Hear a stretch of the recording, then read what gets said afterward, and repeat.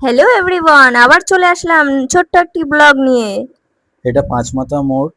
আর এখান থেকে আমরা যাচ্ছি রাতে রেস্টুরেন্টে ডিনার করতে। এই রূপা রেস্টুরেন্টটাকে দেখিয়েছি, এটার একটা কারণ আছে।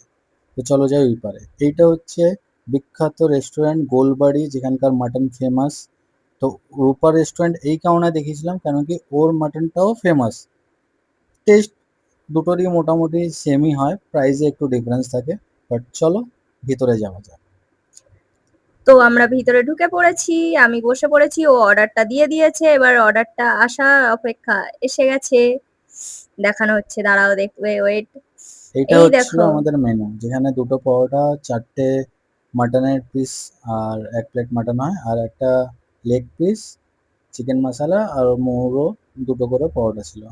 মাটনটা খুবই নরম আর এত গরম ছিল, মানে হাতে তুলতে পারছিলাম না। তাও একটু টেস্ট করলাম, কারণ কি লোভ সামলানো যাচ্ছিল না, গোলবাড়ির মাটন বলে কথা।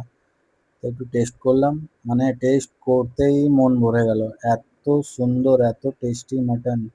সত্যি তোমরাও একবার ট্রাই করতে পারো। এবার মোকে জিজ্ঞেস করলাম।